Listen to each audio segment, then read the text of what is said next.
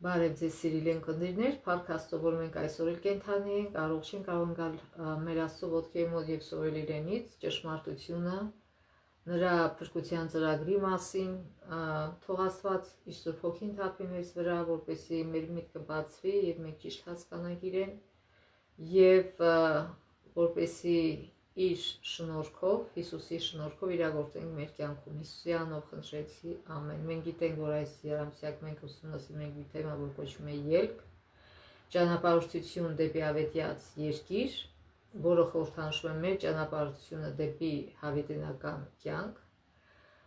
Եվ այսօր արդեն վերջին դասն է, որը կոչվում է խորան, հիշելու համարն է ելից 40 գլուխ 34-38 Եվ միան ծածկեց ժողովի վրանը, եւ վրանը լցվեց Տիրոջ փառքով, որտեղ Տիրոջ ամպը ցերեկը վրանի վրա էր լինում, իսկ գիշերը դրա վրա կրակ էր լինում Իսրայելի ամբողջ ժողովրդի առաջ նրանց բոլոր ճամփորդությունների ընթացքում։ Ուրեմն եւ հին ժամանակներում եւ հիմա Աստծո ժողովրդի համար սկզբունքային խնդիրը Տիրոջ հետ մեծ կամ մոտիկ հարաբերությունների մեջ ապրելն է։ Նրան երկրպագելը եւ նրան ծառայելը, ինչպես նաեւ մյուսներին Աստծո մասին ճիշտ պատկերացումներ ներկայացնելը։ Եդեմական այգում մենք գիտենք, որ Ադամն ու Եվան թաքնվեցին Աստծուց, որտեղ իրենց մեղքը պատճառ հանդիսացավ, որ վախենան Աստծուց։ Մեղավոր վիճակը մարդկանց բնականաբար ստիպում է, որ վախենան Աստծուց, եւ այդ վախը խեղաթյուրում է մեր պատկերացումները։ Գիտեք, կարող է ոչ մի վտանգ չլինի, բայց վախեցած մարդը, եթե մարդը վախեցած է, ամեն մի պատկեր ստեղծվում է իր վախեցած մտքում։ Նրա բնավորության վերաբերյալ խեղաթյուրված պատկերացումներ են լինում Աստծո բնավորության վերաբերյալ։ Վախը չի թողնում, որ մենք Աստծուն տեսնենք այնպիսին, ինչպիսին ինքը կա, սիրող։ Բարի լուրն այն է, որ Աստված առաջին քայլն է անում վերականելու խզված հարաբերությունները, ոչ թե մենք ենք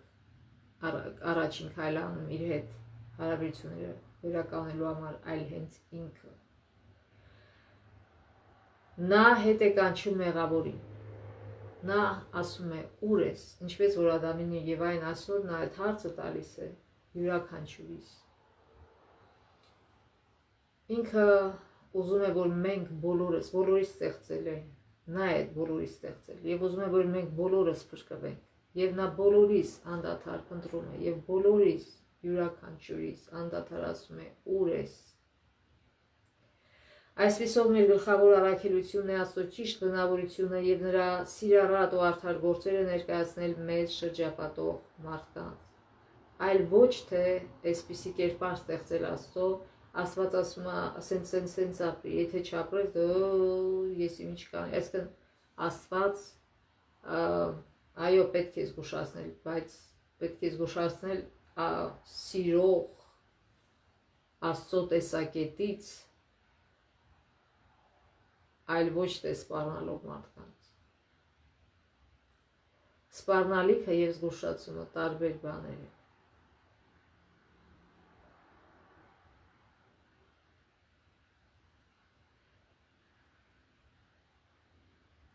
Ուրեմն մենք պետք է Աստծո սիրառատ ու արդար գործերը ներկայացնենք մեր շրջապատող մարդկանց։ Երբ մարդիկ մղվում են Աստծուն, համոզվում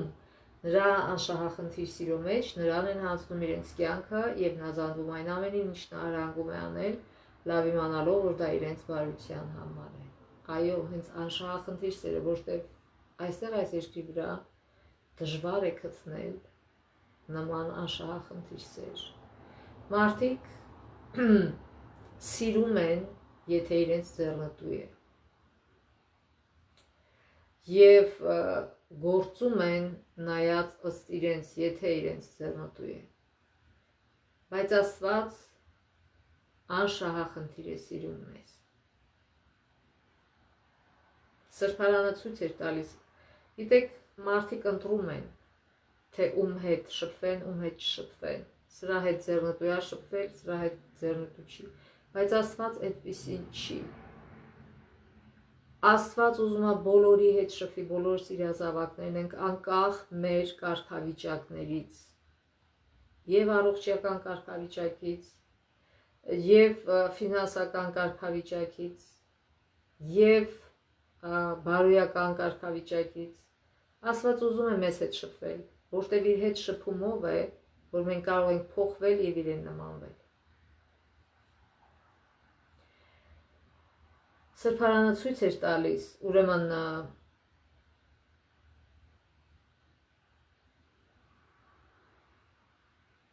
Սրբարանը ցույց էր տալիս Աստծո մտերմությունը մարդկության հետ եւ հայտնում նրանց այն մեծ ճշմարտությունները, որոնց շնորհիվ փրկում է հավատքով իր մոտ եկողների։ Որքան էլ 7-րդ օրվա շաբաթի հակառակորդները պնդեն, որ այն նախատեսված է եղել միայն հրեաների համար, չեն կարող ապացուցել, որովհետև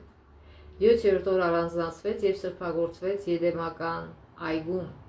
ծննդոց 2-րդ գլուխ 1-3 համարները։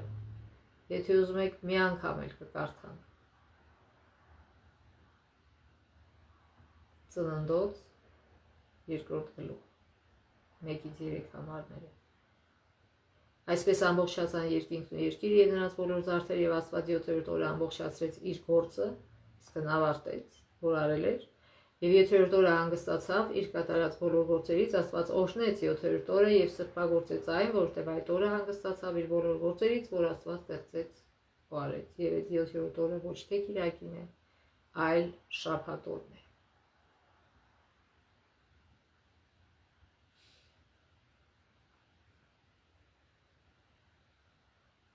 Կամ էլ պնդեն, որ հրեաները նրա մասին առաջին անգամ լսել են Սինայ լեռան վրա,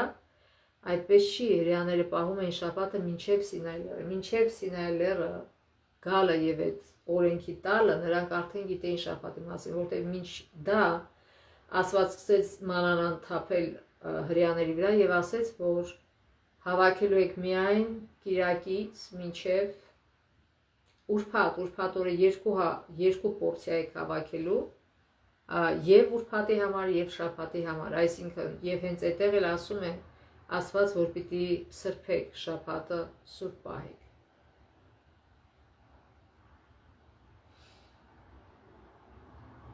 Անկասկած է, որ շաբաթը հենց սկզբից եղել է,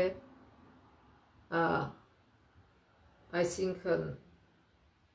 հենց սկզբից, երբ որ ոչ մի ազգություն չկար, երբ որ Աստված նոր էր ստեղծել Ադամին եւ Եվային, հենց այդ ժամանակվանից դրվել է շաբաթի հիմքը։ Կարդանք Ելք 35 1-3 համարները։ Մովսեսը հավաքեց Իսրայելի որդիների ամբողջ պատմությունը եւ ասաց նրանց.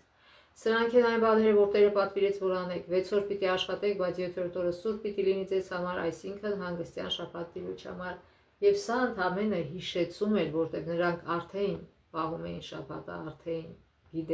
գիտեին շաբաթի մասին։ Ով որ գործ անի այդ օրը պիտի մեռցվի։ Այսօր դրա համար ոչ մեկ չի մեռցվում, բայց գիտեք, երբ որ մարդ գիտի, բայց գիտակցաբար արհամարում է այդ իր իմացությունը շաբաթի սրբության վերաբերյալ եւ չի ուզում հնազանդվել Աստծուն այդ հարցում, եթե գիտի եւ չի ուզում, այդտեղից սկսվում է իր առանձնացումը Աստծուց, այսինքն հոգևոր մահ։ Գիտեք, մինչև երկրորդ մահը ճաշակելը մենք հոգևոր ենք մեռնում, այսինքն երկրորդ մահը կճաշակեն նրանք, ովքեր հոգևոր են, հոգևոր մահացած են։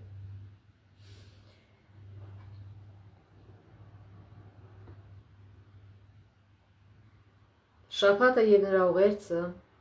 եղել է, կա եւ միշտ կլինի Աստծո մասին, ով է նա, որոնք են նրա հազոր գործերը։ Շաբաթը մեզ հիշեցնում է նրա արարչագործական ու փրկագնական գործերի մասին եւ մեր ուշադրությունը կենտրոնացնում այն Աստծո վրա, ով ցանկանում է ապրել իր ժողովրդի հետ։ Այսպիսով, շաբաթը եւ սրբարանը նույն ուղղությունն են ցույց տալիս Աստծո ներկայությունը մեր կյանքում։ Գիտեք, եթե մի հատ հարուստ, շատ հարուստ հզոր թագավոր, որ սիրում է իր ժողովրդին, ասի գիտեք, ես ձեզ հորդորում եմ, որ դուք այսինչ օրը չաշխատեք, հանգստանալ, եւ ես բոլորիդ ձեզ հրավիրում եմ իմ մոտ, որ գաք եւ իմ հետ շփում ունենաք։ Ինչքան ժողովուրդ կվազի չէ, բայց Հիսուսը մեր իսկական ճշմարիտ արքան է եւ ամեն շաբաթ օր նա հրավիրում է մեզ շփվել իր հետ, բայց որքան քիչ մարդիկ են պատասխանում նրա այդ հրավերին։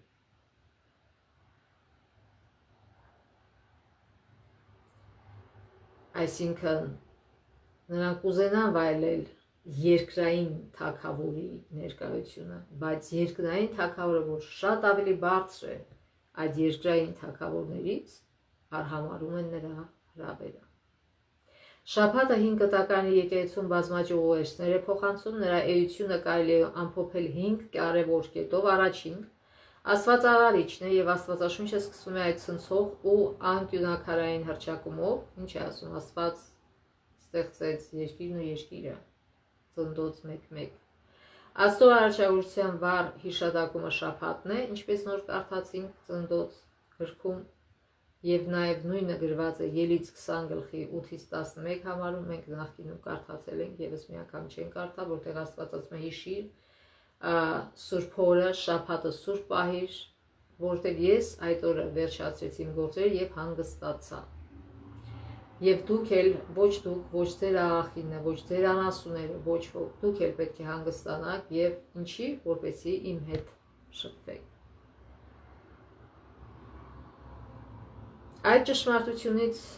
որ Աստված մեր արարիչն է, բխում են բոլոր մյուս աստվածաշրջան ճշմարտությունները։ Երկրորդ, օծյալը պետք է գա եւ այս հույսը կենտրոնանում է սերնդի վերաբերյալ Աստծո խոստման վրա, սերունդ, ով կհաղթի օծին սատանային եւ չարի հանդեպ հաղթանակ կպարգևի։ Երրորդ, Աստված կհաստատի իր թագավորությունը եւ շաբաթը դրա կանխավայելումն է, այսինքն նորից շաբաթ օրը մենք ոչինչ չենք անում, հանգստանում ենք եւ միայն շփվում ենք մեր արարչի հետ եւ երկնքում էլ մենք մշտական շփվելու ենք մեր արարչի հետ, նրա ներկայության մեջ ենք ապրելու։ Դա հավետենական կյանքի փոքր մակետն է, այսպես ասենք։ Չորրորդ, փրկությունը Տիրոջից է եւ Աստծո ժողովուրդը վկայում է, որ Աստված իրենց փրկիչն ու խավիչն է եւ փրկությունը միայն ու միայն նրա շնորհի արդյունքն է, այլ ոչ թե մեր գործերի։ Այսինքն մենք շաբաթ օրը ոչինչ չենք անում, որտեղ պատվում ենք Աստծուն, որտեղ գիտենք, որ նա է մեր փրկության աղբյուր, այլ ոչ թե մեր գործերը։ Այսինքն ոչինչ չանելով նկատի չունենք, որ ընդհանրապես ոչինչ չեն անում։ Հինգերորդ, Աստված բոլոր մարդկանց գերագույն դատավորն է։ Նրանք, ովքեր համառորեն անտեսում մերժում են նրան, ապագա չունեն, սակայն նա ազատորեն հավերժական կյանք է պարգևում նրանց, ովքեր հետևում են իրեն։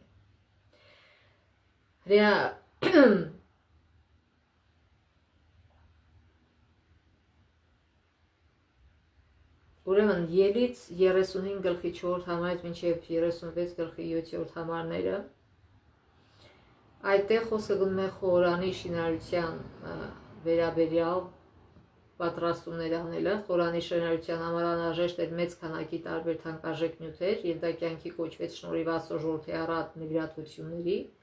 Նրանք տալիս էին ամբողջ սրտով, հաճույքով եւ ուրախությամբ։ Նրանք բերեցին ոսկե, արծաթ, բրոնզ, նուրբ գործված քեղեն, թանկարժեք քարեր, եզակի հյուսվածքներ, ակացիայի փայտ, ձիթայուղ, համեմունքներ եւ շատ այլ անհրաժեշտ իրեր։ Ժողովուրդը նվիրաբերում էր նաեւ իր աշխատանքը, քանի որ վրանը եւ դրա կահույքը պահանջում էին արվեստի ու ջանասիրության միջոցով ստեղծված հատուկ առարկաներ։ Ժողովուրդը չասեց. «Օ, մենք այսքան տարի տանջվել ենք, ստրուկ ենք եղել եւ սա մեր աշխատանքի պտուղն է, ինչի մենք պիտի տանք Խորանի կառուցման համար», բայց իրենք շատ լավ գիտեին, որ իրենց կյանքի բարեկեցությունը կապ ունի, իրենց հոգևոր բարեկեցությունը կապ ունի Աստծո ներկայությամբ իրենց մեջ Եվ իրենց համար դա պատիվ է, որ Աստված ուզում է խորան կառուցել իրենց մեջ ապրել, մեջտեղում էր ապրում իրենց, այսինքն խորանը դրել էին մեջտեղում ճամբարի։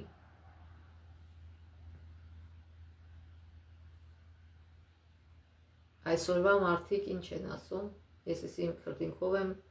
աշխատել, ինչի պիտի տամ 10-րդ եւ այլն կամ այլ նվիրատվություններ։ Դրանից բացի դերձակները պետք է խորանու ծառայող քահանաների համար հագուստներ կարեին, ինչպես նաև քահանապետի համար, որի շատ շքեղ հագուստը պահանջում էր նաև լանջապանակ եւ խույր գլխափաթոց։ Աստված առատորեն օրհնել էր իսրայելացիներին այն պարգևներով, որ տվել էին նրանց եգիպտացիները, երբ հրեաները դուրս էին գալիս Եգիպտոսից։ Այժմ նրանք հնարավորություն ունեին նվիրատվություն անելու որպես երախտագիտություն Աստծո գդասրտության եւ հզոր առաջնորդության, եւ նրանց սրտերը ողջված էին այդ գործն անելու Աստծո փառքի համար։ Ժողովուրդն այնպիսի ուրախությամբ ու առատությամբ էր տալիս, որ Մովսեսին այսպիսի հրահանգ տրվեց. ժողովուրդն ավելի է բերում, քան անհրաժեշտ է։ Երկ 36:5։ Այդ պատճառով էլ Մովսեսը ստիպված եղավ դադարեցնել նրանց նվիրատվությունները, որտեղ խորանի շինարարության համար նյութը բավական էր այդ բոլոր գործերը պատրաստելու համար, դեռ ավելացավ 36:7։ Այսօր եկեղեցիներին, որ հարցնում ես, բոլորը պակասություն ունեն նյութական, անդադար։ Ինչու է այդպես։ Աստված Սուրբ Հոգու առաջնորդությամբ, անհրաժեշտ զորությամբ օժտեց ժողովրդին, որպեսզի մեծ ճշգրտությամբ կառուցեն խորանը։ Բեսելիելին, Ողեաբին եւ մյուսներին լցրեց Աստծո հոգով, ինչը նշանակում է, որ նրանք օժտված էին այնպիսի հմտություններով, իմաստությամբ ու գեղարվեստական գիտելիքներով, որոնց օգնությամբ կատարյալ ձևով կկատարեին ողջ աշխատանքը։ Դա հսկայածավալ նախագիծ էր եւ այն պետք է ստեղծվեր ճշգրիտ այն օրինակի նմանությամբ, որ ցույց էր տվել Աստված Մովսեսին։ Հատկանշական է, որ Սուրբ Հոգու պարգևը կապված էր մարդկանց տարբեր ընդունակությունների եւ հմտությունների հետ, որոնք հարկավոր էր օգտագործել խորանի շինարարության համար, հոգով լցվել ինչ որ կախարդական գործընթաց չէ, ինչպես այսօր ուզում են մարդիկ ներկայացնել, այսինքն Սուրբ Հոգով լցվելը։ Եվ չի նշանակում, որ մարդու մեջ առանձնահատուկ հոգևոր ուժեր կան։ Աստծո գործն առաջ մղելու եւ նրա առաքելությունը կատարելու համար Աստված զորությամբ է օժտում իր հետևորդներին, որպեսզի նրանք կյանքի կոչեն իր նպատակները եւ դա անեն լավագույն ձևով։ Այսինքն Աստված տաղանդ եւ ունակություններ տալիս է մարդուն, որպեսզի մարդ ծառայեցնի դա իբարս Աստծո։ Ինչ է նշանակում դա։ Դա վերաբերում է ոչ միայն եկեղեցում կատարվող ծառայություններին, ոչ, դա նաև վերաբերվում է մեր սովորական առօրյա կյանքին, մեր աշխատանքին։ Յուրաքանչյուր մարդ իր աշխատանքը կարող է անել կամ իբարս Աստծո, կամ իբարս իր, այսպես ասենք։ Այսինքն, երբ որ մարդ աշխատում է եւ ուզում է անկեղծ սրտով իր աշխատանքը անել ի բարօրություն մարդկանց, այլ ոչ թե ուղղակի փող աշխատելու համար։ Իհարկե դա էլ է կարևոր, մարդիկ մի բանով ապրեն, թե չէ։ Բայց երբ որ մարդ լուրջ վերաբերվում է իր գործին, օրինակ ուսուցիչներ, որ շատ կարևոր գործ է, նրանք ոչ միայն գիտելիքներ են տալիս, այլ նաև հոգեորապես են կրթում երեխային, որպես բարոյական էակ, որպես մտավոր եւ հոգեվոր էակ։ Եվ եթե դասատուն ուղղակի ձևի համար է իր գործանում, նա արդեն իբարս Աստծո չի ծառայում։ Նույնը վերաբերում է բժիշկներին, այսօր բժշկությունը հասկացել է, որ մարդը ոչ միայն ֆիզիկական էակ է, այլ նաև հոգևոր, եւ այդ հոգևորը եւ ֆիզիկականը միահյուսած են իրար շատ խորը, եւ շատ մեր ֆիզիկական իրավիճակը շատ կապ ունի մեր հոգևոր իրավիճակի հետ։ Այսինքն կապ ունի, թե ինչ հոգևոր իրավիճակում ենք ապրում, եւ դա շատ ուժեղացնում է մեր ֆիզիկական իրավիճակի վրա։ Եվ նույնը կարելի ասել բոլոր բնագավառներում։ Բոլոր գործերը շատ կարևոր են եւ լուրջ, եթե դրանք ծառայում են Աստծո նպատակները, եթե դրանք ծառայում են մարդկանց բարեկեցությանը, այլ ոչ թե սեփական փորին, ինչպես Պայրուս Սևակն է գրում, ասում մարդկա իր ստամոքս իր փորն է դարձրել Աստված եւ դրան է ծառայում,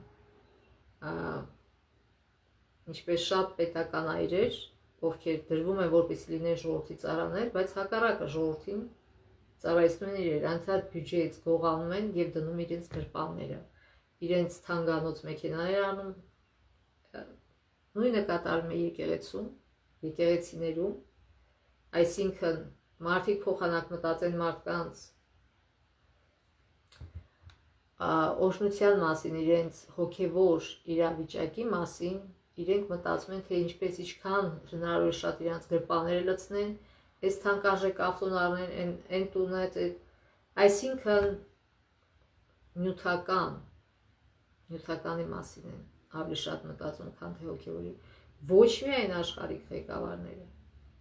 այլ նաև այսպես կոչեցյալ հոգևոր ղեկավարները, ցավոք։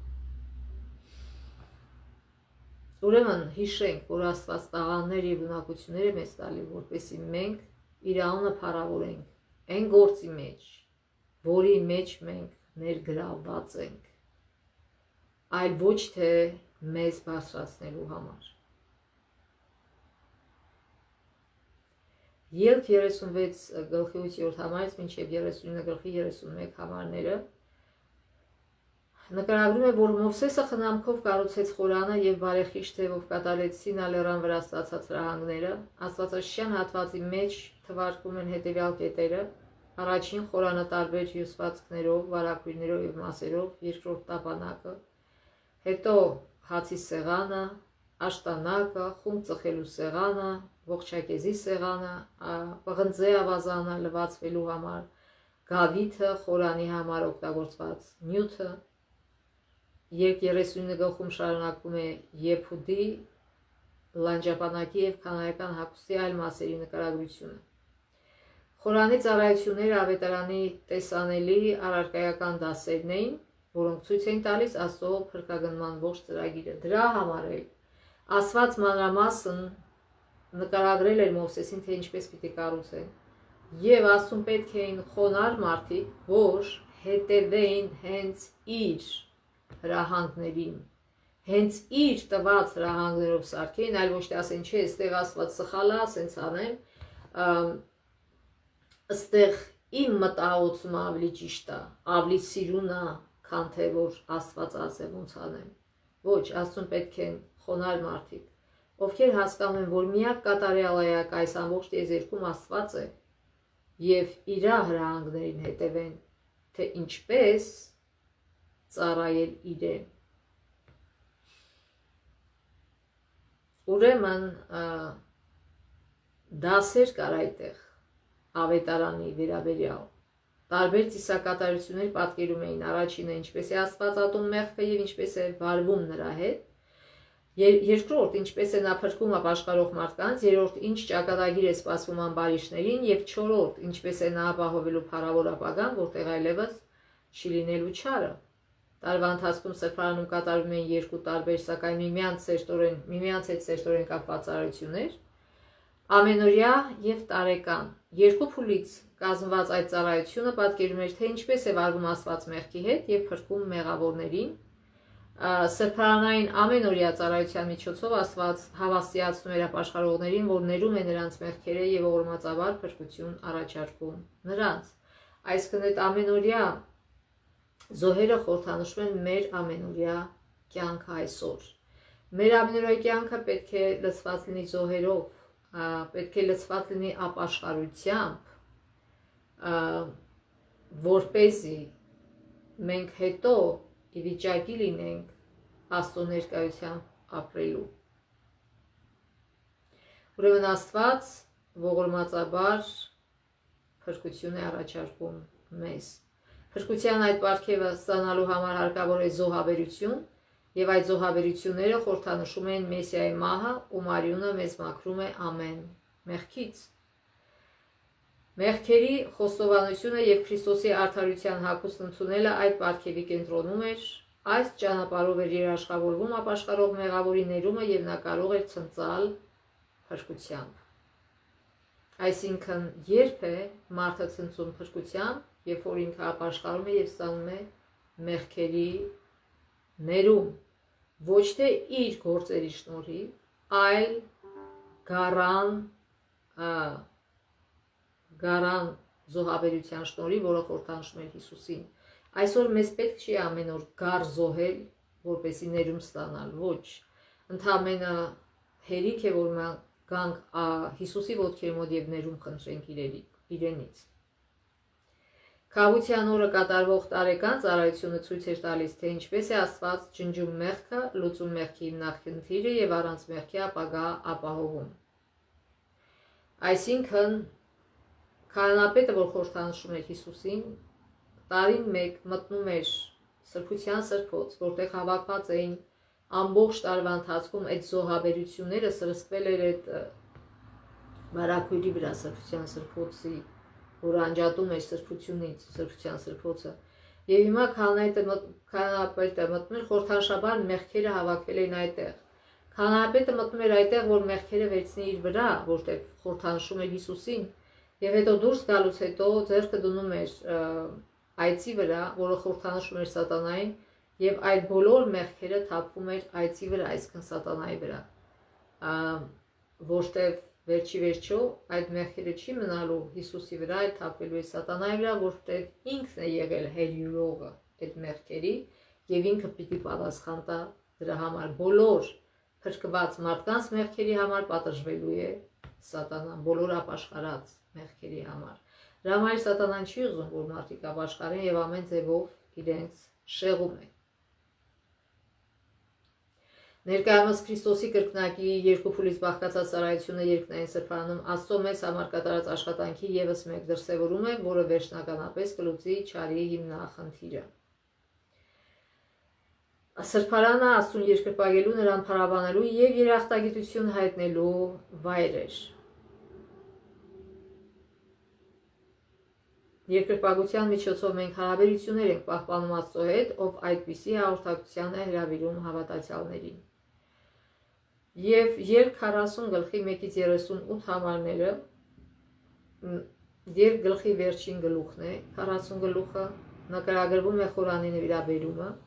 եւ տասնաբանյայի պարգևը, Խորանի նվիրաբերումը Իսրայելի համար դարձավ իրադարձությունների գագաթնակետը Սինա լեռան վրա, Աստծո փառքը նրա սրբությունն է, նրա բնավորությունը եւ նրա սիրառատ ներկայությունը, որ ինքնին բարություն է։ Նրա ներկայությունը լցնում էր Խորանը եւ տեսանելի էր ամպի տեսքով Շեքինայի փառքը։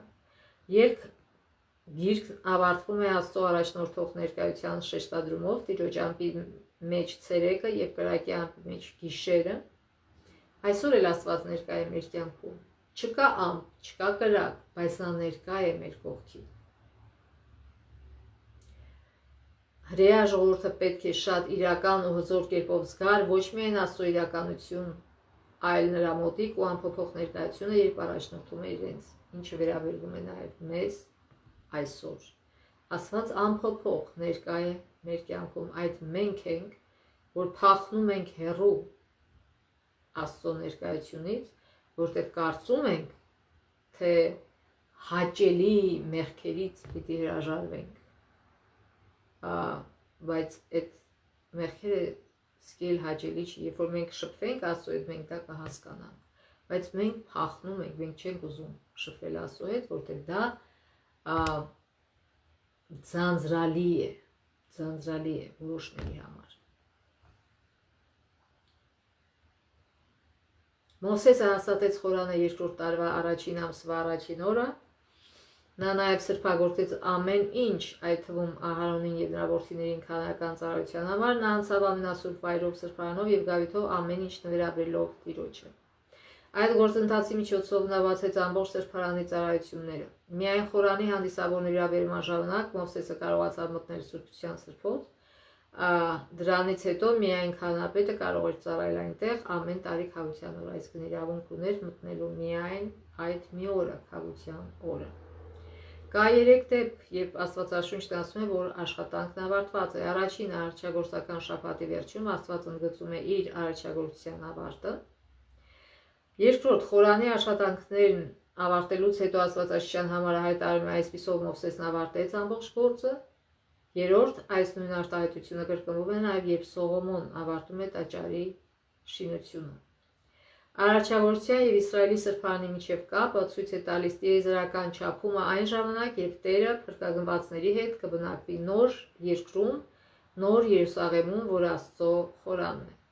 Խորանը Աստծո ներկայությամբ լցնելը մեծագույն գագաթնակետն է այն իրադարձությունների, որ սկսվեցին Մովսեսի ծնունդով եւ ավարտվեցին եգիպտական աստվածների պարտությամբ 10 պատոհասների ժամանակ Եգիպտոսից փախուստով, եգիպտական բանակի ջախջախումով եւ վերջապես Սինալերան վրա Աստծո հայտնությամբ։ Կարդանք Հովհաննես 1:14 համարը։ Հովհաննես 1:14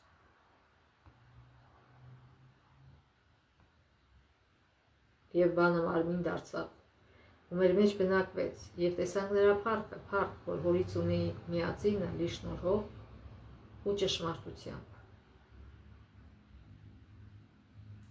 Հիսուսի մարմնավորումը առեղծված է եւ միևնույն ժամանակ բացառիկ գիտություն, որ փրկագնվածները պետք է ուսումնասիրեն ողջ հավերժության ընթացքում։ Հովհաննես առաքյալը նշում է, որ Քրիստոսը իր վրա վերցնելով մեր մարմինը հայտնեց, որ ապրում է մեզ հետ շոշափելի կերպով։ Իր մարմնի մեջ Հիսուսը նույնանում է 5 կտակարանի Աստծո հետ, ով բնակվում էր իսրայելացիների հետ խորանում, Սինալերան վրա, ինչպես նաև անապատում, երբ նրանք գնում էին դեպի հավետյաց երկիր։ Հիսուսը որոշեց, այսքան Աստված որոշեց մարմնանալ, դառնալ մարդ, Աստծո որդին, եւ հետաքրքիրն այն է, որ ինքը չծնվեց թագավորական պալատում, չծնվեց նույնիսկ հասարակ նորմալ տան մեջ, այլ ծնվեց գոմում։ Եվ այսօր, երբ որ քրիստոնյաները իրենց միակ ձգտումը նյութական բարեկեցությունն է, նրանք սխալ են հասկանում ուրեմն ավետարանը։ Թող ուշադիր կարդան ամբողջ ավետարանը եւ տեսնեն, որ իրենց մտածելակերպը լրիվ հակասում է Հիսուսի ներկայացրածին, Հիսուսի կյանքին եւ համընկնում է փարիսեցիների կարծիքի հետ, որտեղ իրենք համարում էին, որ հարուստ լինելը դա նշան է, որ իրենք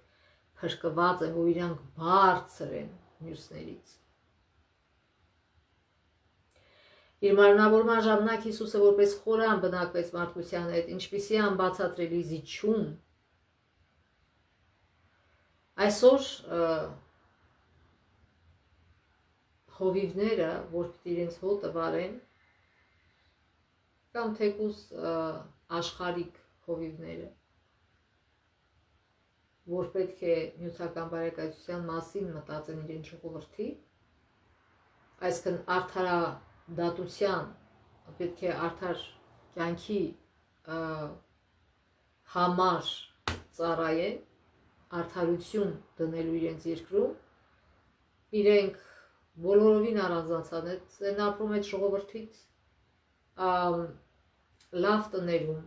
լավ ավտոներով, լավ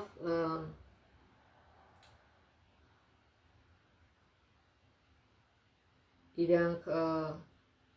բոդիգարդ ունեն եւ այլն եւ այլն։ Այսինքն շատ առանձնացում ունեն այն ժողովրդից, որին իրենք պիտի ծառայեն։ Բոլորովին ծառայի տպավորություն չեն թողնում։ Եվ այսօրվա հոգևոր առաջնորդները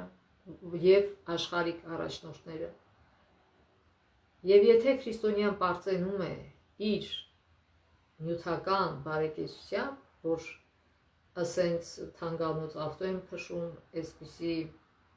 կամ ձգտում է դրան, այսպիսի թանգանոց տան մեջ եմ ապրում, այսպիսի եւ այլն, որտեղ իր նպատակը ոչ թե այն է, որ ինքը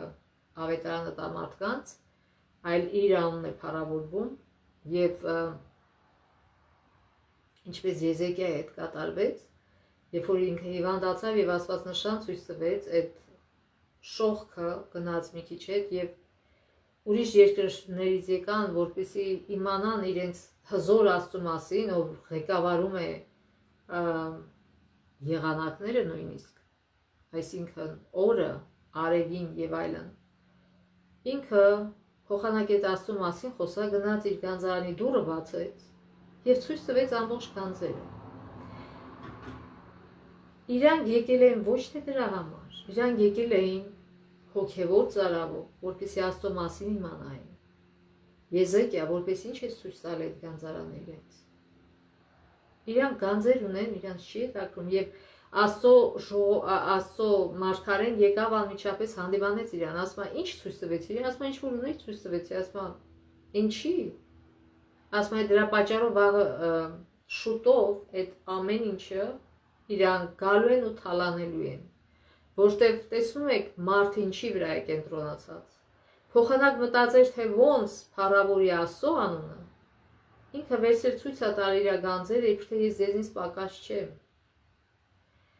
Նայեք, նյութական մեր ապահովությամբ մենք ոչ մի մարդու դարձի չենք բերի։ Աստված Հիսուսը չի ասել, որ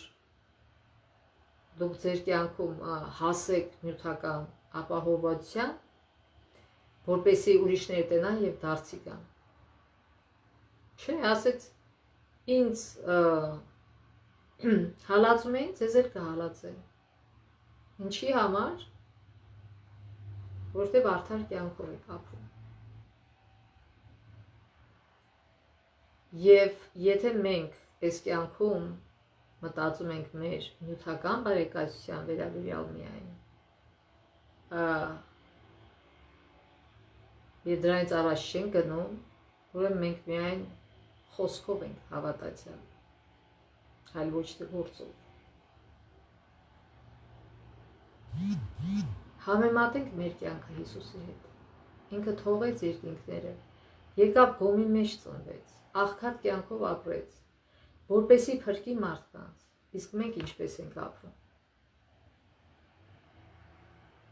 Արդյոք մենք զիջում ենք մեր ռուսերեն ասած удобство,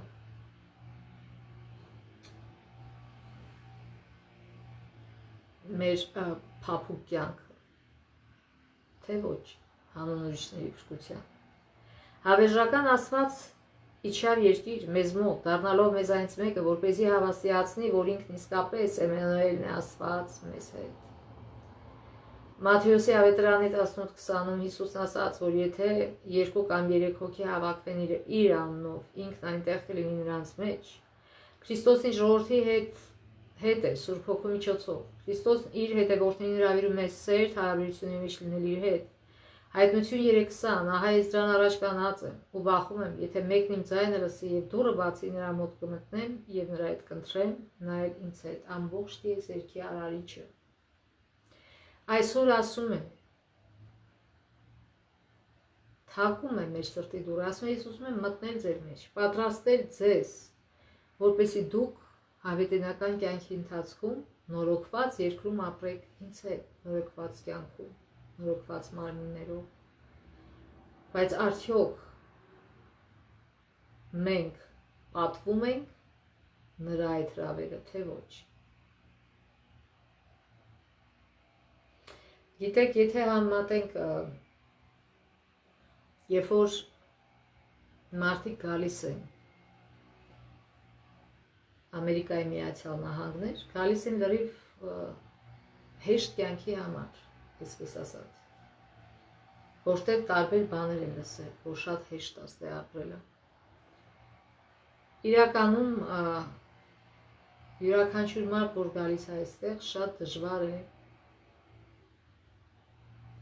ռուսերեն ասած ադապտիրովаться,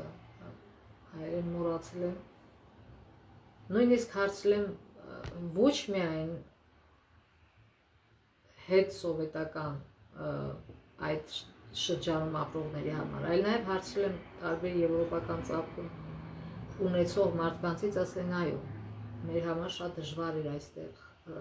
մերվելը եւ գերմանացիներից եմ հարցրել եւ ֆրանսիացիներից, տարբեր իտալացիներից եւ այլն։ Առավել եւս սովետական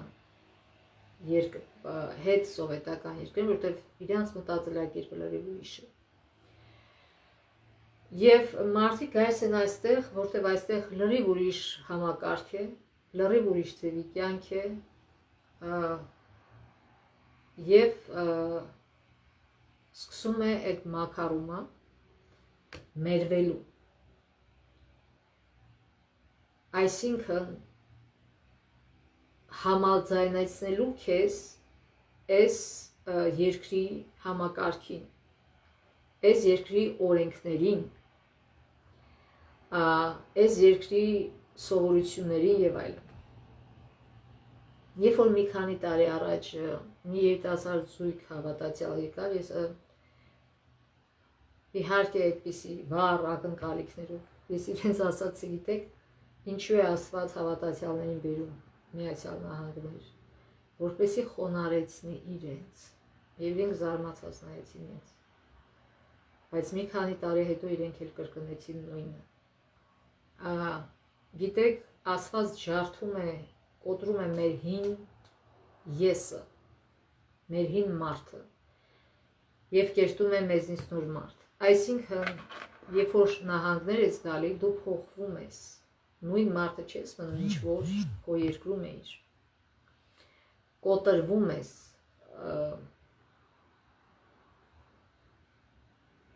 որպեսզի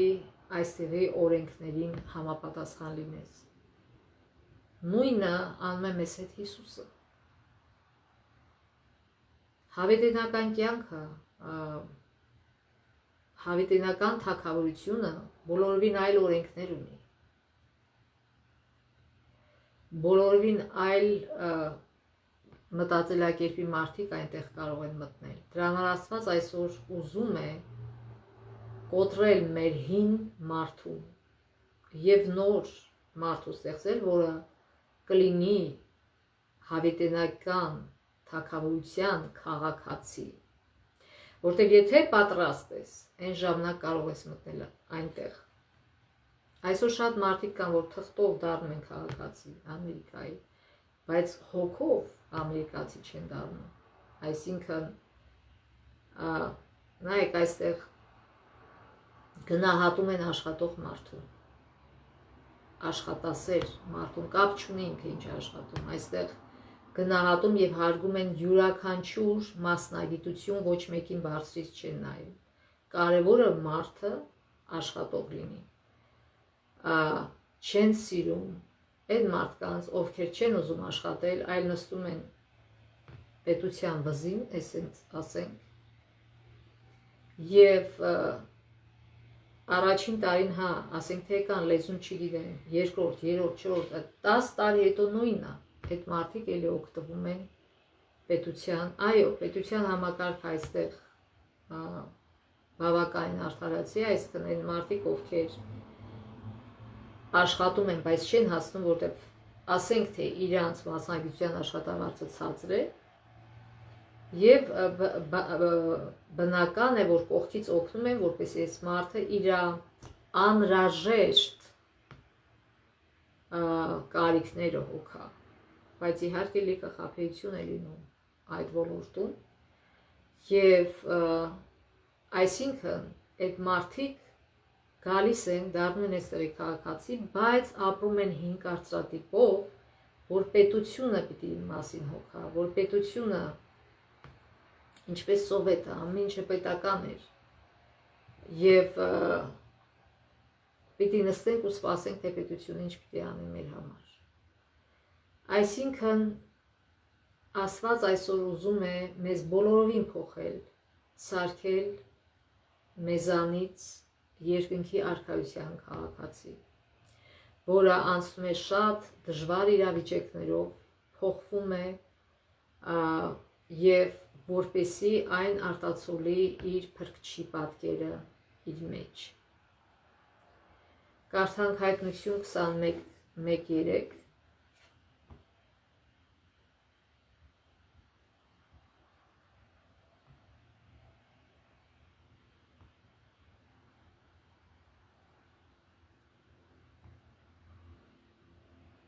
Տեսա նոր երկինք ու նոր երկիր, որտեղ առաջին երկինքն ու երկիրը անցան եւ այլևս ծով չկա։ Տեսա Սուրբ քաղաքը նոր Երուսաղեմը, որ իջնում էր երկնքից, Աստծո մոտից, պատրաստված եւ ինչպես իր ամուսնու համար զարդարված մի հարց, եւ գահից մի ուժեղ ձայն լսեցի, որ ասում էր. ահա Աստծո խորանը, որ նա բնակվելու է մարդկանց հետ, նրանք կլինեն նրա ժողովուրդը, իսկ ինքը կլինի նրա Աստվածը, նրանց Աստվածը, որ նրանց հետ է։ Նոր Երուսաղեմ պետք է իջնի ներքև, երկիր, երբ Հովհաննես հայտարարում է. ահա Աստծո խորանը։ Նոր Երուսաղեմում տաճար չկա, ինչպես գրված է Հայտնություն 21:22-ում, որտեղ ամբողջ քաղաքն է տաճար Աստծո սրբարանը։ Քաղաքի երկարությունը, լայնությունը, բարձրությունը հավասար են, ինչպես սրբարանի սուրբ սրբոցի դեպքում էր, որը խորանարդի ձև ուներ, բոլոր կողմերը հավասար էին, եւ հավերժության մեջ մենք կապրենք մեր Աստծո անմիջական ներկայության մեջ առանց մեղքի, մահվան կամ տառապանքների աշխարհում։ Եվ ուրեմն տեսեք, այսինքն մենք հավերժ ապրելու ենք սրբության սրբոցում։ Նոր Երուսաղեմը, իհարկե ով որ ապրի Նոր Երուսաղեմում, որտեղ դա մայրալ քաղաքն է լինելու ամբողջ երկրի, Նոր Երուսաղեմում դա խորհրդանշում է սրբության սրբոցը, այսինքն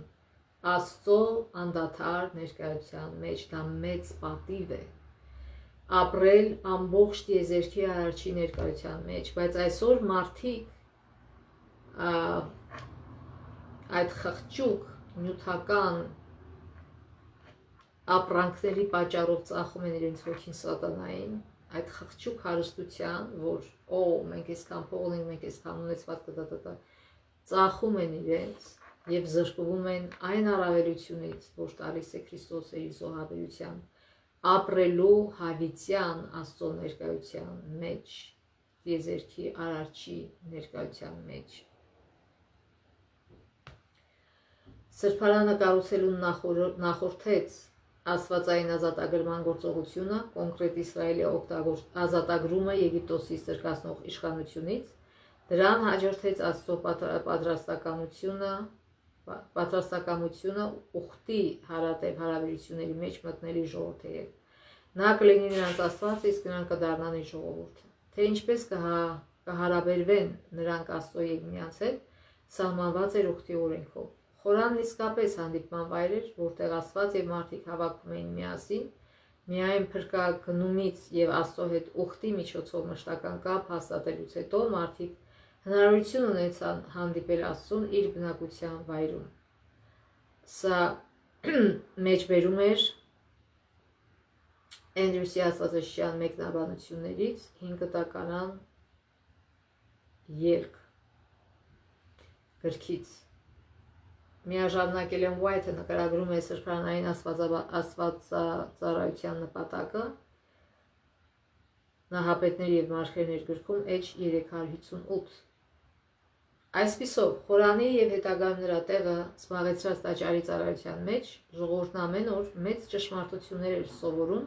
որոնք կապված էին Քրիստոսի մահվան ու ծառայության հետ, եւ տարին մեկ անգամ նրանց մտքերը տեղափոխվում էին դեպի Քրիստոսի եւ սատանայի միջև մեծ պայքարի եզրափակիչ իրադարձությունները, տիեզերքի վերջնական մաքրագործումը մեղքից ու մեղավորներից։ Գիտեք, դրախտը լինելու է դրախտ ոչ թե նրա համար, որ այնտեղ մեղավորներ չեն լինելու, այլ նրա համար, որ այնտեղ ապրելու են մարդիկ, այսինքն նաև որ մեղավորներ չեն լինելու, այն մարդիկ, ովքեր նույնիսկ մահվան հալածանքի վտանգների ներքո ապացուցեցին, որ իրենք ընտրում են Աստծուն, որ իրենք ընտրում են արդար կյանքը, որ իրենք չեն ծախում իրենց հոգիները դոլարի համար կամ ոսկու համար կամ չգիտեմ ինչի համար, ովքեր միշտ հավիտյան հավատարիմ, այսինքն անցան բոլոր թեստերը հավատարիմ մնացին Աստծուն։ Այդպիսի մարդիկ են մտնելու, որտեղ այլ վտանգ չի լինի մեղք գործելու, որտեղ այդ մարդիկ ով մտնելու են, ատում են մեղքը, ինչպես որ Հիսուսն է ատում մեղքը, եւ դրա համար էլ այնտեղ մեղք չի լինի։ Եվ մեղքի բացակայության պատճառով կլինի երանելի կյանք։ Եթե մենք ուզում ենք